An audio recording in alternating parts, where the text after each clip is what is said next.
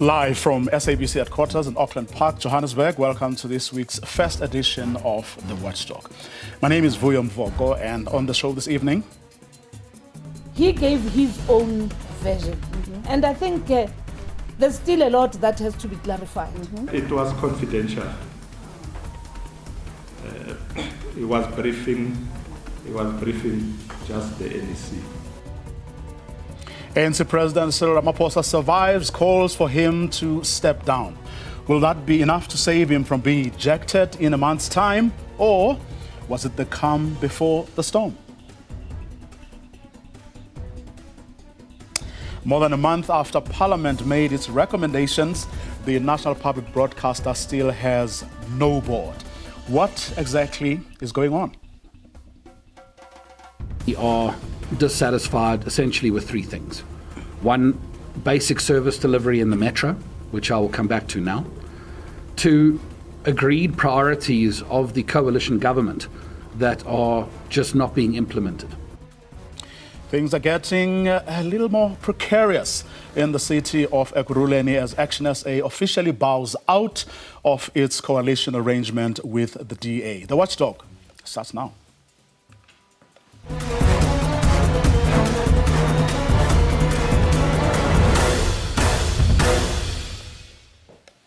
4 weeks have now ended since the term of office of the last SABC board ended, which means that for a month now, the National Public Broadcaster has been without that body that in terms of the law is supposed to play an oversight and very critical role in the affairs of the SABC. Why is the question? Does anyone even care? And what are the implications? Now, from what the chairperson of the Communications Portfolio Committee, Chairperson Boyce Maneli, I should say, said in a meeting about a week ago, the process of vetting 14 of the 34 candidates that were interviewed was still incomplete. Mr. Maneli wouldn't come on the program tonight, but two members of the subcommittee that conducted the interviews were kind enough to agree to come on and hopefully enlighten us about things we may still be in the dark about. Please welcome UDM MP Ngabayom Zikwangwa, who I'm told has just been load shed. The other person is the DA's Diane Kohler-Barnard. Good evening to both of you. Thank you very much for your time. Good evening. I'm sorry with you, Diane, but I'm not sure if we still have Ngabayomzi right now. From what you understand, where's the hold-up? Well, initially one wants to say that it's no wonder that the US were the first to warn about a potential terror attack in South Africa, as the State Security Agency can't even complete simple background checks on 34 SABC board candidates. And it's actually been over 2 months now since our committee, the Committee of Communications and Digital Technologies, shortlisted this lot, and that is to choose 12. To replace the outgoing SABC, well, outgoing, they've gone, SABC board positions. So we completed that process on the 8th of September and forwarded the names and details to the State Security Agency. I'm hearing that, in fact, it's the SAPs holding things up because their machinery is all down. The minister got quite indignant when I suggested that to him the other day. So it's again a case of this one pointing fingers at that one. But the reality is that to date, no new board has been appointed, which means that the SABC, which is one of the biggest state-owned enterprises in the country, has no board. Not only is the SABC one of the largest, but it also has a 2.8 billion rand in irregular expenditure. And I hardly think that not having a board is going to improve that situation. In fact, the Auditor General is quite horrified and says that there's a possibility that the SABC might not be able to turn things around despite the CEO banging on that drum. So not to have a board for such a troubled entity is both irresponsible and unacceptable to me. I mean, there's a couple of issues I would want to explore with you from what you've just said. But before I do that, take us back a step, maybe two, because why in the first place did the interviews take so long? to happen? Because one would have thought that with everyone knowing that at some point the life or the term of the previous board was about to come to an end, one would have thought that these processes would have started a lot earlier, so that things like what, or some of what you've spoken about now, would have been taken care of. In other words, the life of the previous board would not have come to an end before this process that you're busy with now would have at the very least started. Well, that's exactly the question I've asked. I mean, I've only been on this committee for some weeks, and the first thing I said was, why have you left it so late? On the 13th of June this year, the minister apparently wrote to this committee. I wasn't there at the time, reminded them about the impending expiry of the board's term of office. But they've known for 5 years exactly on what day that board term of office would expire. I have no idea why the minister was involved. They tend to sit back and almost take instructions from the minister, which I find most peculiar. And I don't know why they waited until a letter arrived to begin preparations. But even then, they seem to drag their feet. 3 months later, after the letter arrived, only on the 6th of September, did they appoint the subcommittee, which they created to go through the process. And the very next day, the 120 candidate CVs came to me, and the shortlisting was done on the morning of the next day. So I worked through the night to come up with my suggestions of the shortlist, ran it past the caucuses, and it was adopted a few hours later. That's how we ended up where we had, I think, 37, a few others pulled out for various reasons. So it was done at record speed, but did start extraordinarily late. A process they would have known about, as I say, for 5 years. And again, as we see so often, left until the last minute, which I think is inexcusable because, of course, vetting is a major issue for the SAPS, for the State Security Agency, anyone in that security cluster. Vetting is a major issue. Anybody knows that who's done any homework at all. And to leave them with a scant few days to do this, it was never going to work. Mr. Kwankwa, welcome back. I hope we have you back now. From what you understand, what was the deal about? In other words, why did it take so long for this process to kick off in the first place? Simple. It's poor planning. Sorry if we have just had load shedding. It's poor planning on the part of the African National Congress. We are where we are today because they didn't learn from their mistakes in the past. I mean, they have known, even if you were to go back to 2015, 2017 on this process, whenever there are vacancies, the vetting process tends to delay for obvious reasons. Now, if you know that the vetting process is going to delay, you plan in advance for it and you start your processes early and conscientize state security and be able to be in touch with them to say, how long would the process take? When would we need to start in order to make sure that we meet our deadlines? But I think as Honorable Diane Kohler-Barnett is saying, the tendency among especially these ANC cadres is to sit back and twiddle their thumbs and wait for an instruction from their bosses, which is the executive that we're supposed to be over to play an oversight role over. And I think the other problem really has to do with the fact that I listened to an interview by the chairperson. I think I had and watched an interview by the chairperson of the committee, who seems to be nonchalant about the fact that the South African Broadcasting Corporation is operating without a board currently to be able to oversee the work of the management. They are saying that operationally the entities will be able to implement its strategies and do what is expected of it, but without proper oversight, how do you know whether the strategic direction of the organization has been determined properly and is being adhered to? So you don't know from where you're sitting whether people are serious about doing their jobs properly insofar as these matters are concerned. I mean, you don't need to. It's not rocket science that when you try to vet people, their process. I mean, even Scopa is having problems with the vetting process and state security. I remember they even said they were going to escalate the matter to the speaker and the leader of government business. So it is a problem for obvious reasons. Why did you say, I mean, it's a lack of planning or poor planning on the part of the ANC and not, for example, why aren't you saying it's a lack of planning on the part of the committee? Well, no, you can say the committee, but the committee, if you look at it, it's the ANC that determines what happens in that committee. It's not necessarily the opposition that does.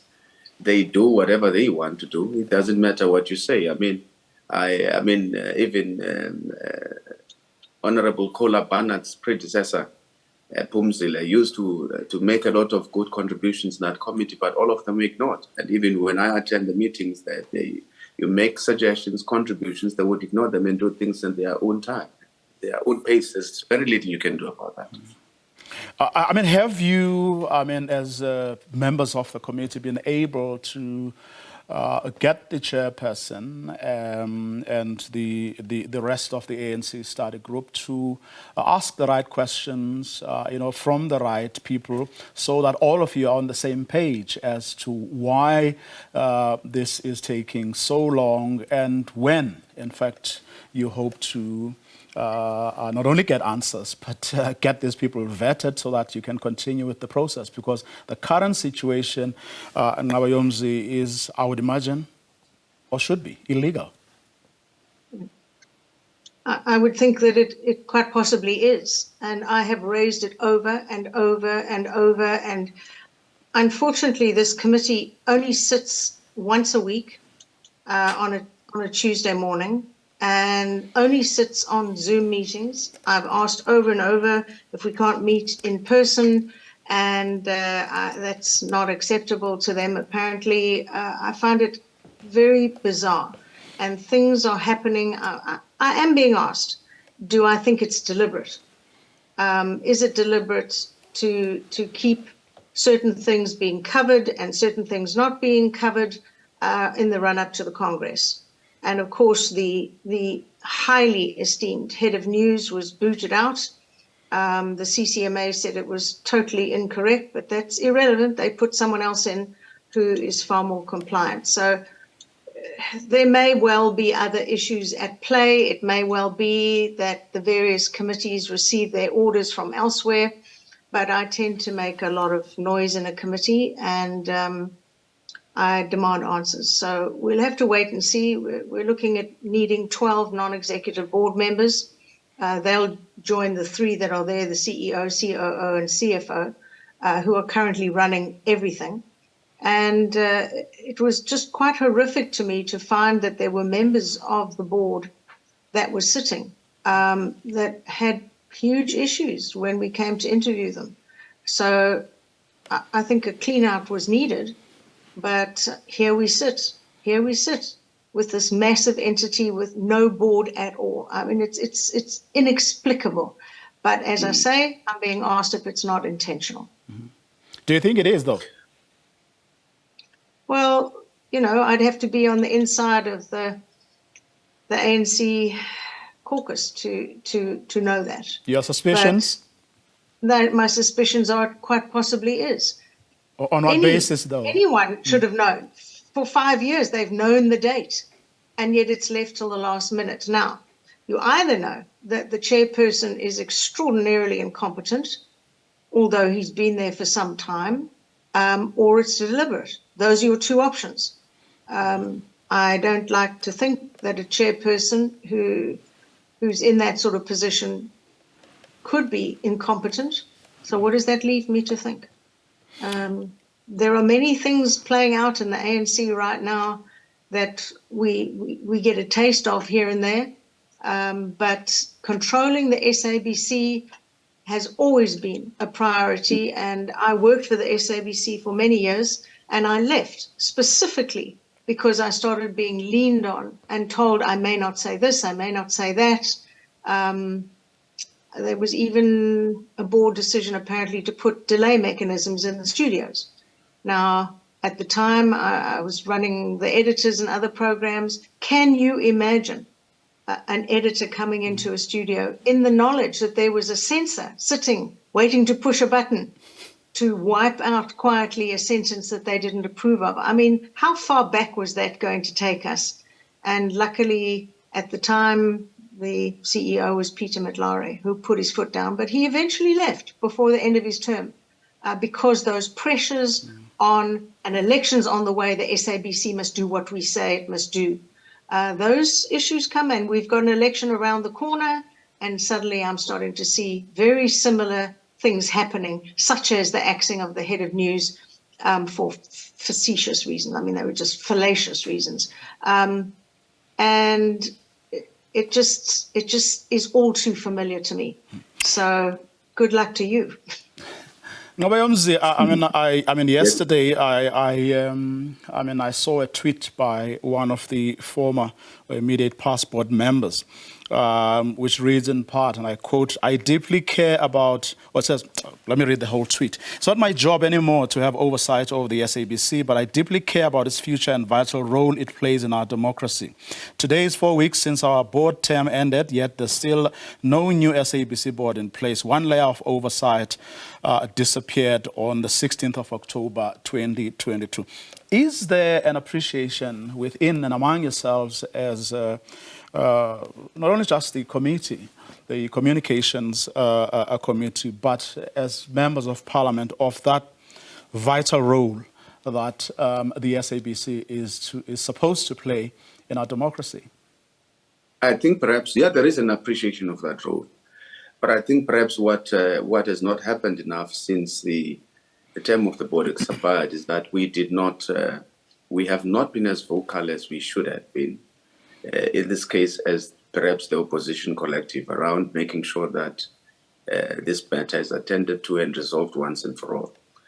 Diane Kohler-Barnard is quite correct in saying that we need to be mindful of the political dynamics at play here, the attempt to capture the SABC so that it can be able to serve as a mouthpiece of some dominant faction, say, of whatever faction emerges out of the elective Congress in December.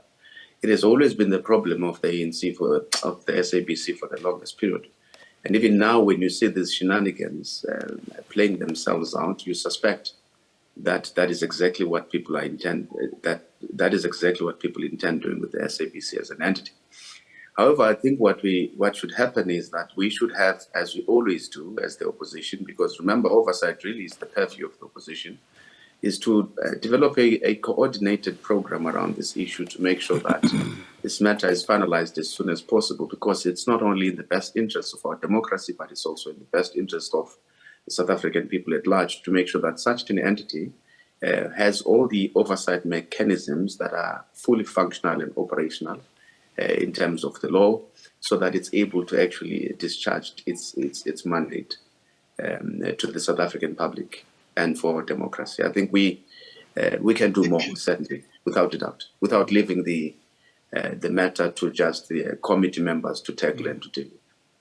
The board whose term just expired did say towards in the few days that were left before their term came to an end, that they were ready and willing to do the handover. They reckon they did a good job and wanted to, whatever they had started, to continue. There's also, of course, then the issue of the 2.8 or 3.2 billion that was also spent, around which issues were raised. As a committee, are you privy to both the report that the previous board is supposed to hand over, and of course the report on the monies spent, around which the AG raised some issues? Look, I think those are two very separate issues. One is an operational matter between one board and the next. It won't necessarily come to the committee. However, you're quite right. The 2.8 billion was in irregular, fruitless and wasteful expenditure. No action was taken against those behind that. So 2.8 billion just wafted through someone's fingers and disappeared. And absolutely no action was taken. That is what is detailed by the Auditor General. It's very interesting the way they work, this committee. The department draws up a full report on all the entities, and they cherry pick out of the Auditor General's report, which I, of course, study word for word. So you find the net loss of 201 million, any number of lawsuits against the SABC, and again, the financial statements. To think that the SABC had financial statements that were not prepared according to the PMFA guidelines. It's a standard practice. I don't know what they're thinking or who they're hiring to do the work, but to not understand what the PMFA guidelines are, which is a basic practice. You have issues like some bright spark choosing to give security contracts, not to the person who scored the highest in the bid evaluation process, but to someone else. That was for 185 million. Who scored there? Whose relatives scored? I don't know. They paid 12 million rand for empty offices. Empty offices. So, you know, the Auditor General dug it all out. It's all out there for one to see. And yet we sit with no board. No board. But then again, all of this happened under the last board. So I don't know where to apportion the blame, but it is in an absolute dire situation. I mean, it's not as bad as the post office or perhaps the post bank, which are both catastrophic. They had disclaimers from the Auditor General, but it is bad enough. I mean, the license fees are not coming in. People are ignoring them. And so, you know, they had a captive audience. You know, I mean, the issues you're talking about are precisely the reason I was trying to take this conversation beyond the appointment of this of the board, because the board is one layer, you know, in the whole oversight chain. You too, as members of parliament, I mean, have a role to play in not only asking the questions around why there is still no board, but you know, the issues that the Auditor General, I mean, is raising, the issues of why, because in terms of the law, the SABC is supposed to get these license fees, whatever the arguments there may be out there about whether or not people should continue playing that. I mean, there is the bigger issue of this big public service mandate and whether, in fact, it is being funded or funded properly. So I'm really trying to get sense to whether,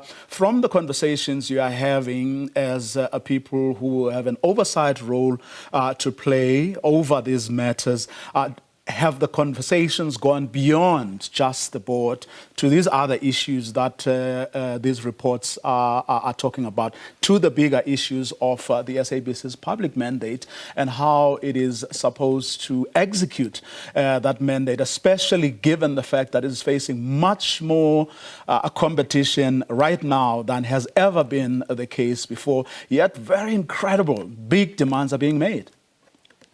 Well, we made this point a long time ago, especially the point around funding, making sure that the state provided adequate resources to fund the public mandate, and to also naturally do something about jacking up the commercial mandate of the SABC. Unfortunately, because even the commercial arm of the SABC is not necessarily strong, it's not able to cross-subsidize, be able to raise enough revenue funding to be able to subsidize some of the adequately to a large extent. And that has been the problem.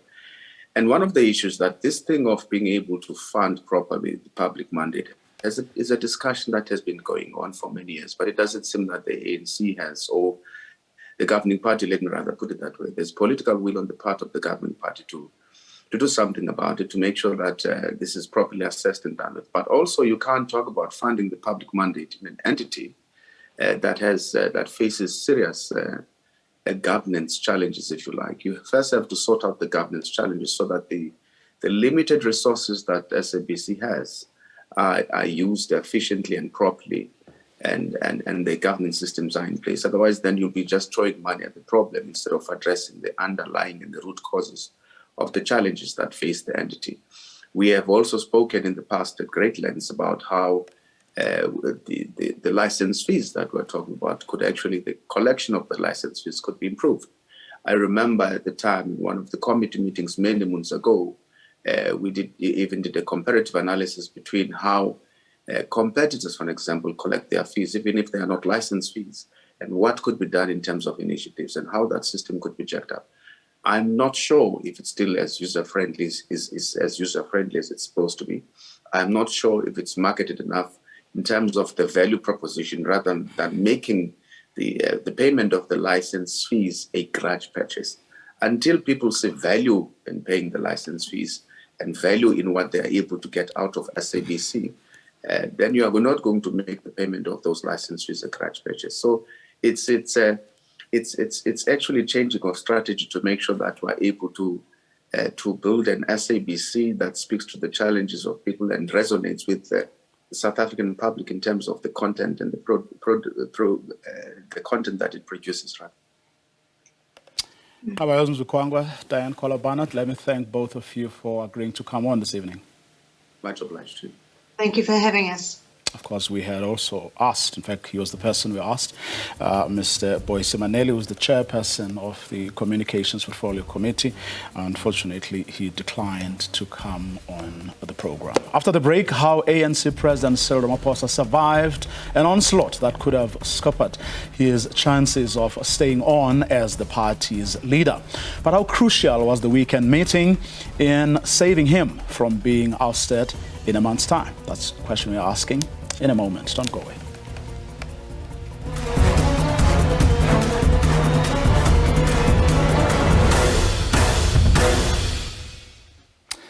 He lives to fight another day. According to the party's Treasurer General and Acting Secretary General, Paul Mashatile, that is, Cyril Ramaphosa did give the party's National Executive Committee an explanation on the Phala Phala saga this past weekend.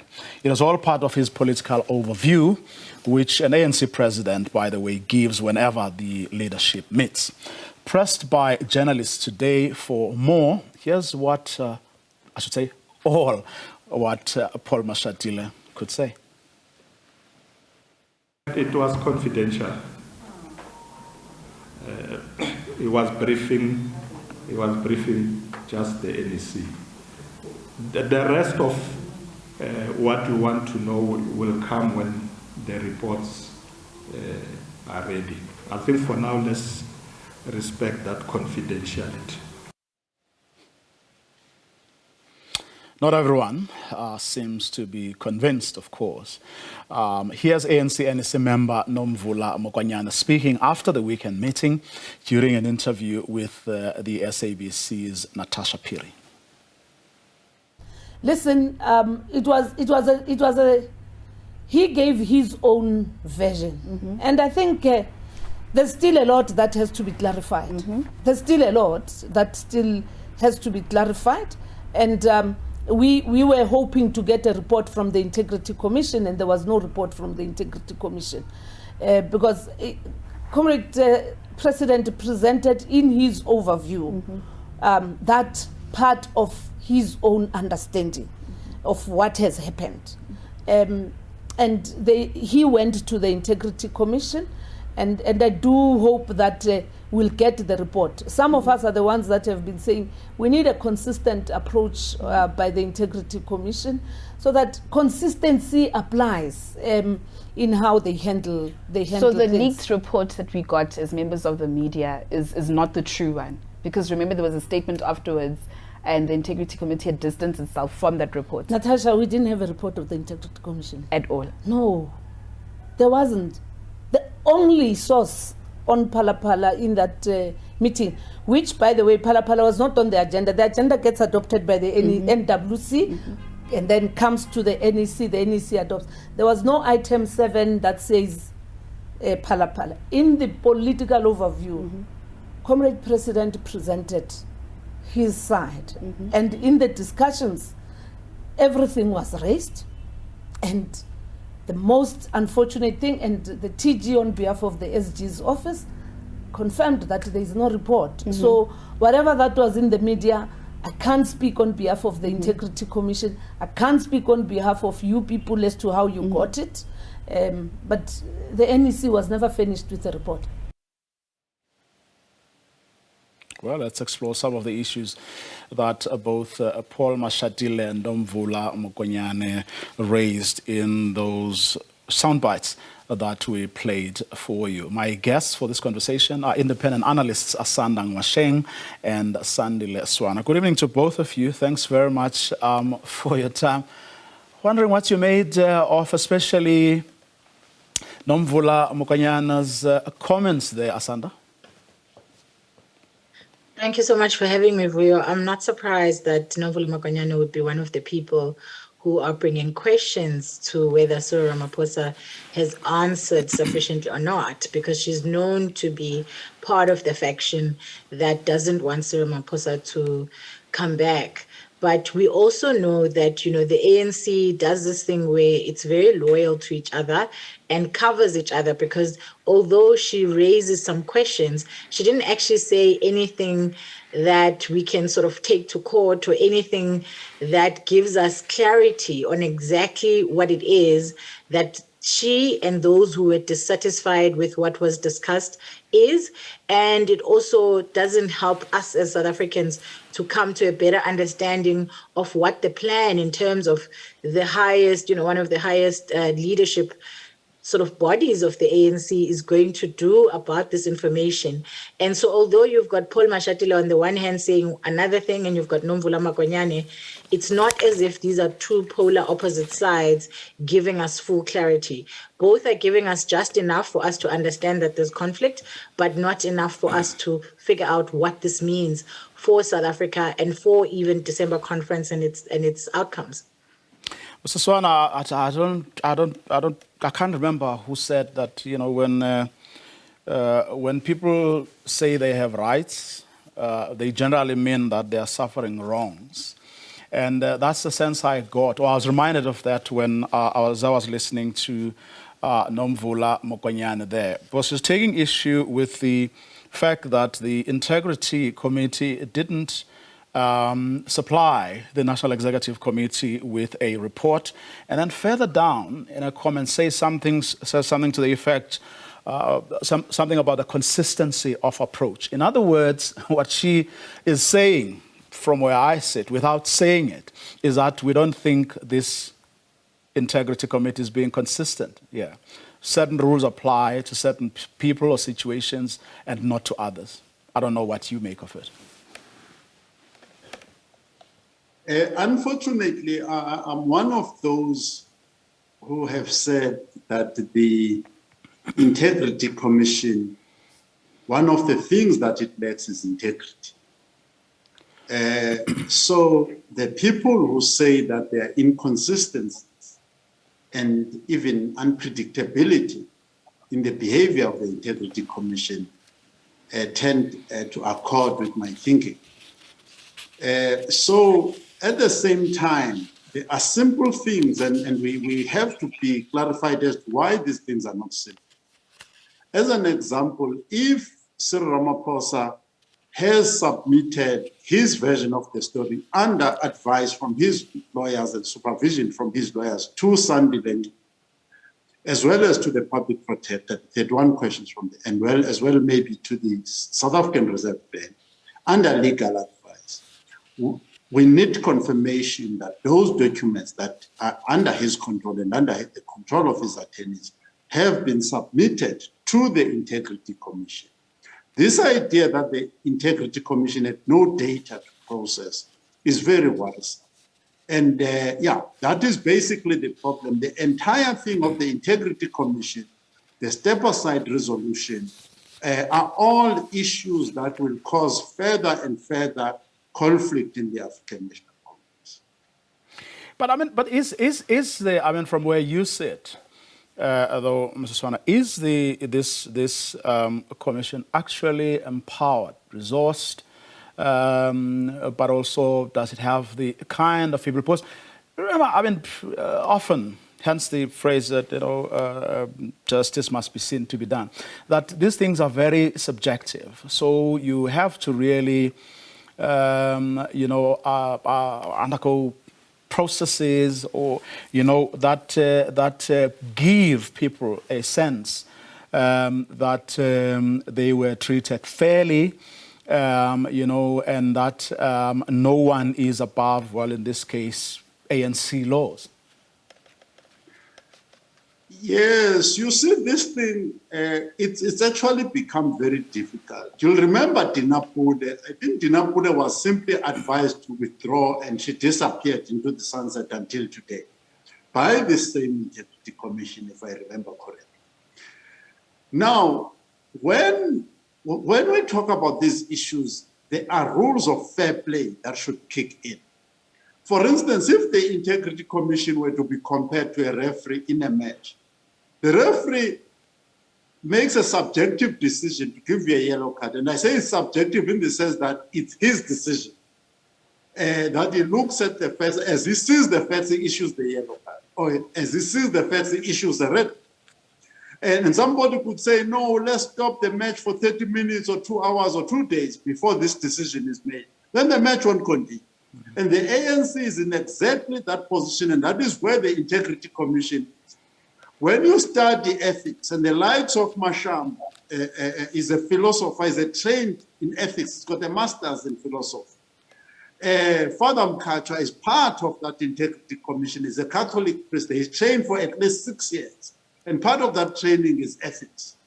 So you need to be able to produce a credible assessment of the ethics of an issue that can be defended publicly and say, this is my determination on this issue. And these are my exact, then the NEC has got a job to reject a clear recommendation. And that is what I think is lacking in the work of the Integrity Commission of the African National Congress. In fact, it just reminded me of that penalty, that was wrongly awarded, and as a result, Chiefs couldn't go through, but that's not where right now. But Asana, whether or not, people are happy about, what the Integrity Commission did or didn't do, or whether they are questioning whether, it's consistent in its approach, as Nomvula Mokwanyane was suggesting, that did what happened at the weekend save, or will it save Cyril Ramaphosa come the December elective conference? I think that, the ANC has a history of presidents who survive everything from slander to, motions of no confidence to various scandals within their presidency. And so in the ANC history, there has never been a president who has had to step down permanently because there was a scandal. If we look back to, one of my favorite people, Jacob Zuma, he had in fact been fired as a deputy president of the country, but was able to manage to come back and become the president via the December conference. And so people make this mistake of thinking that a scandal is going to end the career of one person, when we have a case study where multiple scandals, including being fired, actually, didn't lead to anything in the case of Jacob Zuma. And I think also with Cyril Ramaphosa, we're seeing the same thing where there are these allegations that come. It was CR17 funding, it was the Busasa contribution to his funding.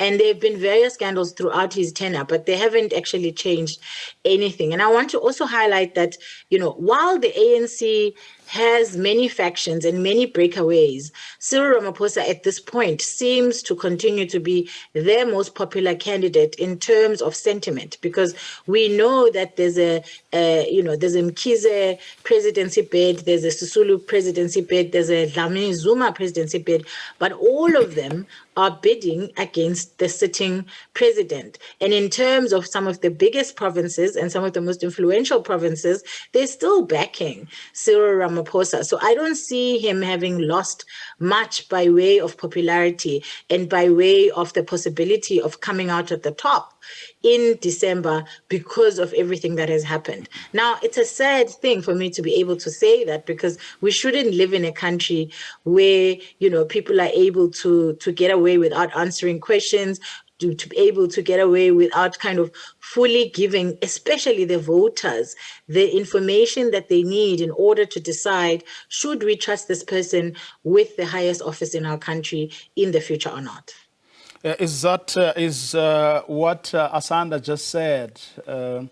Swana, the reason why you're now hearing more and more people talking about the possibility of a Zweli Mkhize becoming president being a lot more real than perhaps was the case only a few weeks ago? I think over time, there is a bubble that has burst. The bubble that has burst was the creation by the billionaires of South Africa and certain mainstream media and liberals, especially white liberals, of a clean and pure Ramaphosa who doesn't wear the ANC uniform of criminality, general corruption, and incompetence. So what this Phala Phala scandal, coming on the back perhaps of other judgments about the Marikana mass murders, whereby it was found that somehow Cyril Ramaphosa in court is liable and can be sued. The permission was given for him to be sued for damages and so on.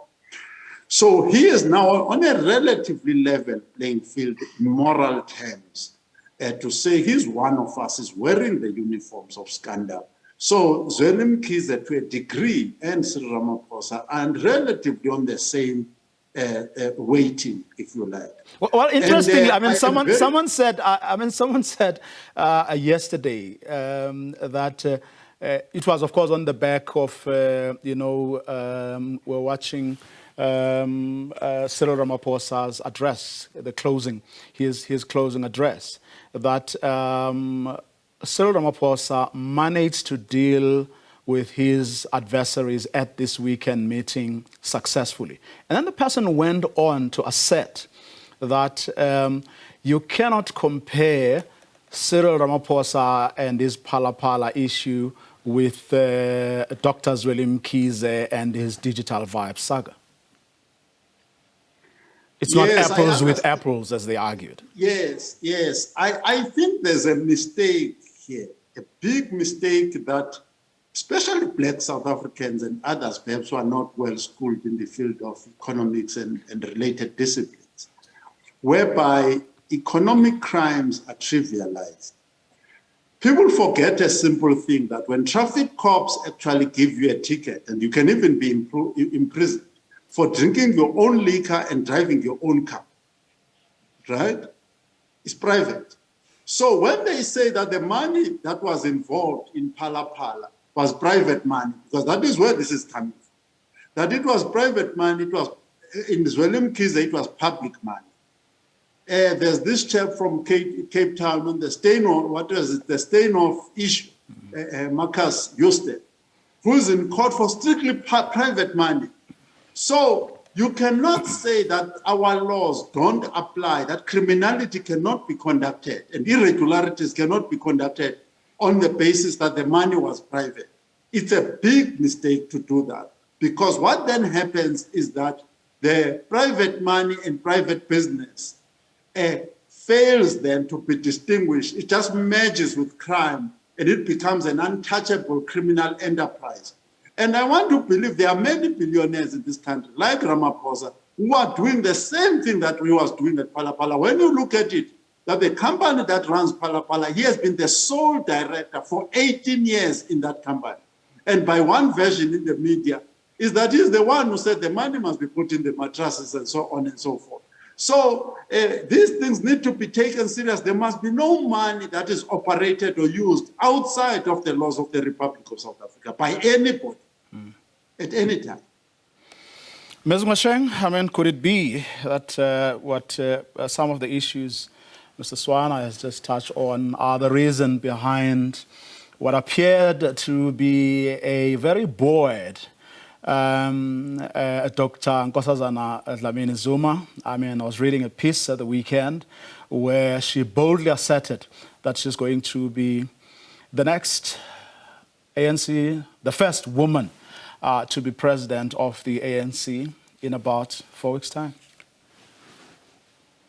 I think that, we mustn't mistake public sentiment and engagement with possibilities to be conclusion. And so I'm saying this to just repeat again that you have, Dr. Zweli Mkhize, you've got Sisulu, you've got Dlamini Zuma.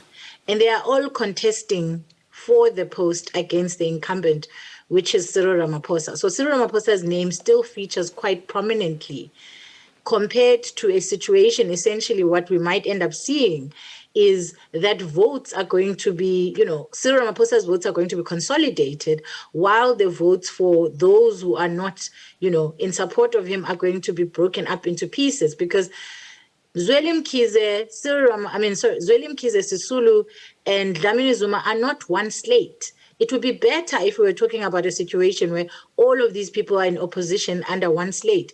These are kind of independent slates on their own. And what's happening is that we're seeing what was formerly Dlamini Zuma Mkhize's support base at the last conference being split up into many pieces. And that means that it gives Cyril Ramaphosa the upper hand still, because he still has the bigger chunk in terms of, the kind of candidates that you are looking at. And while this may kind of bring him in for a slinging match in the mud, it doesn't necessarily weaken him to the extent that I think, might be suggested, precisely because, as I said, you have many provinces who are still saying Cyril Ramaphosa, and then you have a few provinces that are giving out different names. But those are all fighting for one space. So they're fighting for one space against each other, while Cyril Ramaphosa is fighting for one space almost on his own. And that's where the kind of danger is to conflating the three and saying they're all being buoyed, because yes, they might be buoyed individually, but if you look at it from a numbers perspective, what's likely to happen at the December conference is that those who want Cyril Ramaphosa will vote for Cyril Ramaphosa, and their numbers are likely to be higher than those who want those pieces who want, Zweli Mkhize, the pieces who want Sisulu, and the pieces who want Dlamini Zuma. And that is what is going to destroy the kind of current opposition, the fact that it's not a united opposition. Because you must remember at the last conference, when Thabo Mbeki was beaten, he was beaten because there was a united, unanimous, we don't want Mbeki, we'd rather have Jacob Zuma. But if one day is a lot in politics, you can imagine a month, isn't it? So a lot of this could still change. And if you cast your mind back, in fact, don't even go to Polokwane, come closer. To President Jacob Zuma, when attempts after, before the election of Cyril Ramaphosa as president, what happened to that so-called Premier League bloc, and what the current deputy did, in a matter of a few days, changed the whole picture. So nothing is impossible even now. Yeah, of course, there's nothing that is impossible. There are no permanent friends in politics, and there are no permanent enemies. And only December, honestly, will tell us what is going to happen. But the one thing that I know is that the ANC is a party that values loyalty, and the ANC is a party that likes to have very clear lines between people. And so what's likely to happen is we might even see some people falling away, and a kind of more clearer contender for Cyril Ramaphosa appearing in the very few days that we have left to December, because that will make life easier when you are not splitting the votes against Cyril Ramaphosa amongst multiple people, but you rather splitting them either, with one other person or with two people at the most. Quick one, Mr. Swana, is Ms. Lindiwe Sisulu still a big factor?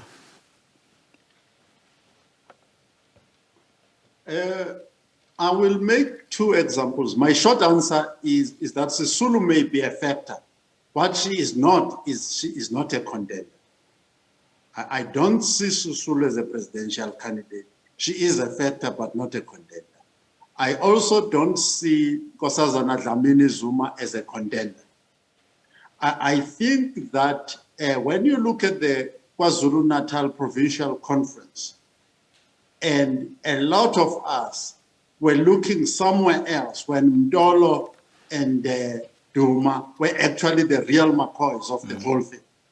So the ability to operate underground of the RAT forces and the so-called Zuma faction must not be underestimated. I'm not saying that that is a trump card, but when Nkosazana Dlamini Zuma came forward, I said this is a decoy. Sisulu is a perennial attendant in these presidential campaigns. She has no weight. She has no substance to become a president of this country, of any kind. So, but that is not to say Sisulu in her vocalizations cannot sway a mind here, another mind there. So I see her and Nkosazana as accompaniments of the main dish, which is Mkhize. Sanda Leswana, Sanda Ngwashen, Lengathan, both of you for coming on the program this evening. Thank you so much. Thank you. We end here. Action SA will no longer take up any mayoral committee position in the DA-led coalition government in the Ekurhuleni Metro. Now, we will bring you these stories of the metros because of the importance that they have on our body politic, but also on these big and rich municipalities throughout our country. The party says that although it supports the DA coalition in Ekurhuleni, still something they've been consistently saying here on the program and elsewhere, it will now vote on a needs basis, which of course does change the picture somewhat going forward for the DA. But they addressed the media earlier today. Action SA saying the DA has actually failed to implement its coalition agreements and that service delivery has taken a backseat in most townships where it's desperately needed. But this, again, is another important change in how the Action SA has actually seen the DA. It's a story to watch, but take this package and then we will digest the matters that it throws up perhaps a little later on in the week. For tonight, though, it's a good night from the Watchdog team. Taking a step back, Action SA maintains its stance to never work with the ANC. The party says it would rather work with the DA than the African National Congress. This comes after the DA got back its power in Ekurhuleni after the party was chucked out of office by a motion of no confidence last month. Now Action SA has announced that it will no longer be part of Ekurhuleni Mayoral Committee. Action SA would not be taking up positions in the Mayoral Committee of Ekurhuleni. We had previously held the positions of public safety as well as health and social development, and that the fundamental reasons for us doing so was that we are dissatisfied essentially with three things. One, basic service delivery in the metro, which I will come back to now. Two, agreed priorities of the coalition government that are just not being implemented.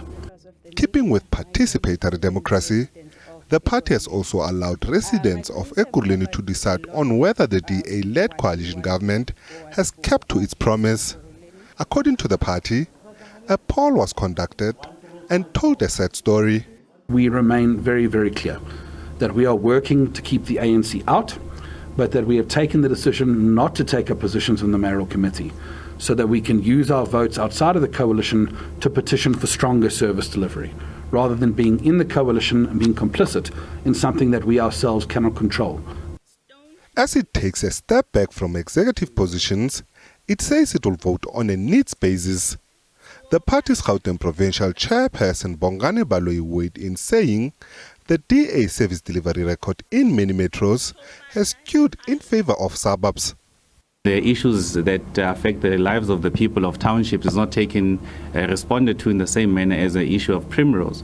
I mean, we saw glaring inequalities of responses to challenges of service delivery, where in suburban areas when there's an issue, within 48 hours there's a response, the mayor's on the ground. Without mincing its words, Action SA has vowed to continue working with the DA in many metros to keep the ANC and EFF out of power. Nhlanhla Khatlhane, SABC News, Johannesburg.